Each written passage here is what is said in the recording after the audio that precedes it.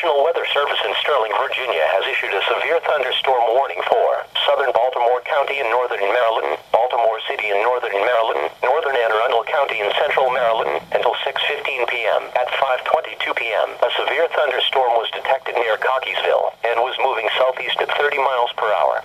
This storm is capable of producing hail up to the size of quarters and damaging winds in excess of 60 miles per hour. Locations impacted include Dawson, Parkville, Kearney, Homeland, Woodring, Whitemarsh, Perry Hall, Morgan State University, Rossville, Rosedale. This is a dangerous storm. If you are in its path, prepare immediately for damaging wind gusts, large hail and frequent cloud-to-ground lightning.